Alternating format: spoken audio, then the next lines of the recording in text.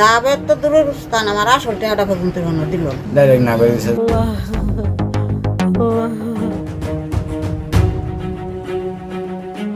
রবিউল আসলে কিস্তি আদায় করতো আপনাদের হয়ে, আপনি অস্বীকার করলেন কেন রবিউলের কিস্তি আদায় করার কথা? আপনার বিরুদ্ধে বেশ কিছু জমি বিক্রি এবং বায়না দেওয়ার অভিযোগ উঠেছে। প্রশিকার গুডউইলটাকে ব্যবহার করে সঞ্চয়গুলো কালেকশন করছে।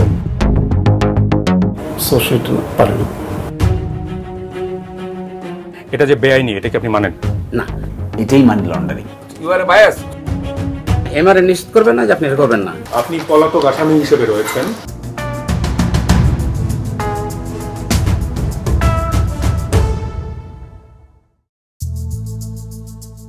প্রশিক্ষণ, শিক্ষা এবং কাজ, এই তিন শব্দের আদ্যক্ষর নিয়ে প্রশিকার যাত্রা শুরু 1976 সালে। শুরুর মাত্র বছর দুয়েকের মাথায় কানাডীয় একটি উন্নয়ন সহযোগী প্রতিষ্ঠানের অর্থায়নে সামাজিক উন্নয়ন এবং ক্ষুদ্রঋণ বিতরণের মধ্য দিয়ে সারা দেশে ছড়িয়ে পড়ে প্রশিকা।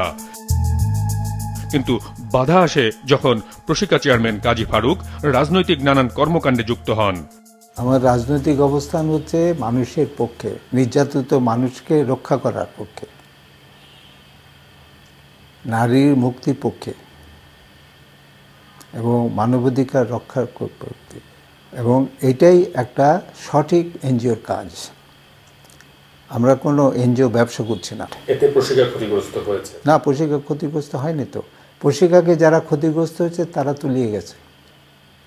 Look at Awami League. 1/11 পর রাজনৈতিক দল গঠন করে নির্বাচনে অংশ নিয়ে কাজী ফারুক হেরে যান। আওয়ামী লীগ সরকার গঠনের মাত্র 5 মাসের মধ্যে প্রশিকা এবং কাজী ফারুকের উপর নেমে আসে বড় ধরনের রাজনৈতিক আঘাত।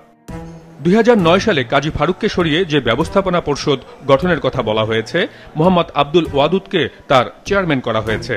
অভিযোগ ছিল রাজনৈতিক উচ্চাভিলাষের অংশ হিসেবে কাজী ফারুক প্রশিকাকে ব্যবহার করেছেন, এতে প্রশিকা বিপুল ক্ষতির মুখে পড়েছে।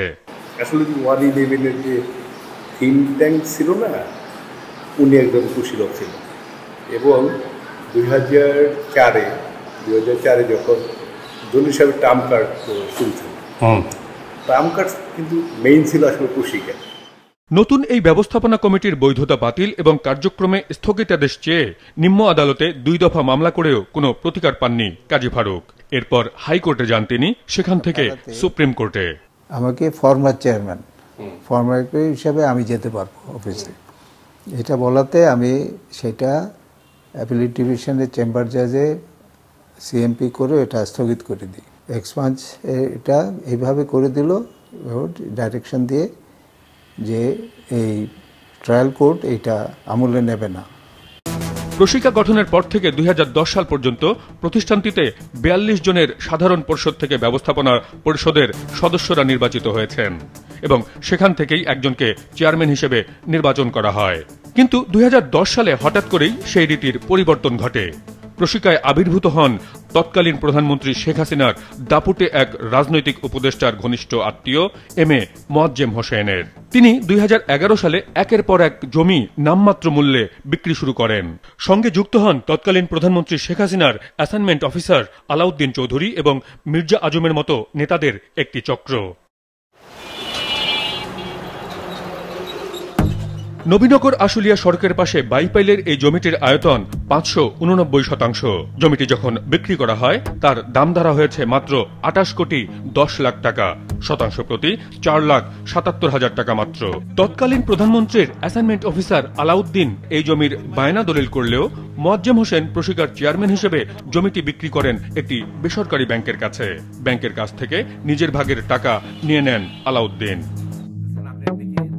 প্রশিকার বিবদমান দুই পক্ষের একাংশের প্রধান নির্বাহী হিসেবে 10 বছরেরও বেশি সময় ধরে প্রশিকা চালাচ্ছেন সিরাজুল ইসলাম। 2011 সালে বাইপাইলের জমি বিক্রির সময় ল্যান্ড ডিসপোজাল কমিটির আহ্বায়ক ছিলেন তিনি।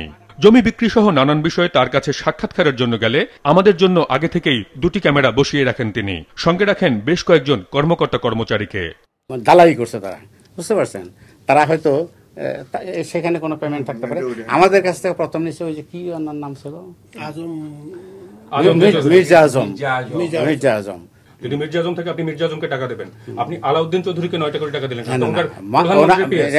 মিডল ম্যান আমি বলি আপনাকে, এরা হলো যারা আমার কাছে বায়না করছে, তারা নিয়ে ব্যাংকের কাছে বিক্রি করছে।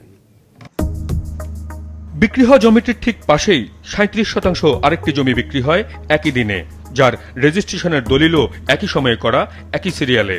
37% আয়তনের এই জমিটির ক্রেতাও একই ব্যক্তি, কিন্তু 37%-এর এই জমিটি বিক্রি হয়েছে 11,90,00,000 টাকায়। তার মানে 2011 সালে ওই এলাকায় জমির দাম ছিল প্রত্যেক শতাংশ 32 লক্ষ টাকা।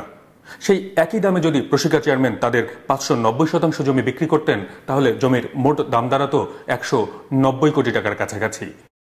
579% জমি আপনারা বিক্রি করলেন 28 কোটি 10 লাখ টাকায়, আর ঠিক পাশের জমিটায় একই দিনে একই রেজিস্ট্রিতে, আগের রেজিস্ট্রি কপিতে 11,90,00,000 টাকা দিয়ে কিনলো মাত্র 37% জমি একই ক্রেতা।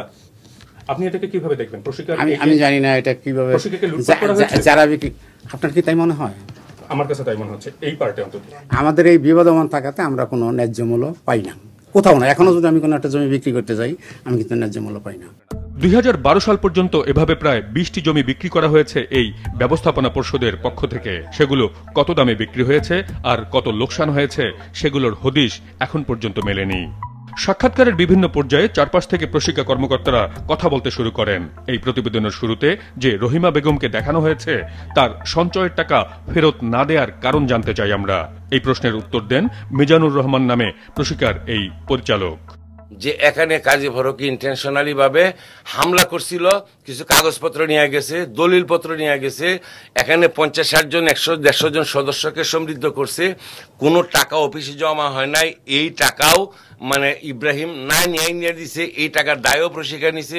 হয়তো বা একজনরে হইতে পারে, 2 জনরে হতে পারে, একটু লেটে দিচ্ছে। আপনি এখানে রিজিট হচ্ছেন, কিন্তু কোটি কোটি সদস্যকে যে প্রতিদিন দিচ্ছে কোটি কোটি টাকা, একটাও আপনি নিচ্ছেন না। এই ব্যক্তি আমাদের বিরুদ্ধে পক্ষপাতিত্বের অভিযোগ তুলে দেশের অন্য কোথাও আমানতকারীদের কোনো অভিযোগ নেই বলে যে দাবি করেন, তা কতটা সত্য? সেই খোঁজে দেশের আরো কয়েকটি জেলায় অনুসন্ধান চালাই আমরা। গাজীপুরের শ্রীপুর উপজেলার নিজ মাওনা এলাকায় 2 পা হারানো এই ব্যক্তির মর্মান্তিক গল্পে আবারও উঠে আসে প্রশিকার সঞ্চয় কার্যক্রমের প্রকৃত চিত্র। আমার 7-10 টাকা করে নিয়েছিল, 4 লক্ষ টাকা দিব। ওই 4 লক্ষ টাকা ডাইরেক্ট না করে দিচ্ছে যে এটা অন পাওয়া যাবে না, এটা ধৈর্য ধরতে হবে। আগে নাকি অন্য কেউ চালাইছে, এরকম আর কি অনেক কিছু উল্টাপাল্টা তারা বুঝায়া এখন আমাদের টাকাটা দিতেছে না। সেখানে অনেকেই এমন সর্বস্ব খোয়ানোর অভিযোগ তুললেও করণীয় খুঁজে পাচ্ছেন না। 4 লাখের মধ্যে 8 লাখ পাইবেন। তাই আমরা কয় বছর? 7 বছর। 7 বছর তোলার ভাই একটা গরু বেচছে, আমি হারারি গরু বেচছে, আমি জমা দিচ্ছি টিয়া। এই টিয়া লয়ে গেছে, এখন তার কোনো খবর কথা নেই। দোকানদারি কইরা কইরা এই টাকাটা জমা হইয়া তার কাছে জমা দিচ্ছে, জমা দিচ্ছে যে লাভ থাকবে। এই লাভের তো দূরের স্থান, আমার আসল টাকাটা পর্যন্ত দিল না। আমি বেড়ি মানুষ, আমি কই যাই তারা। বেশিরভাগ জায়গা থেকেই সঞ্চয়ের টাকা ফেরত না দেওয়ার অভিযোগ এলেও ক্যামেরার সামনে মুখ খুলতে রাজি হননি বেশিরভাগ মানুষই।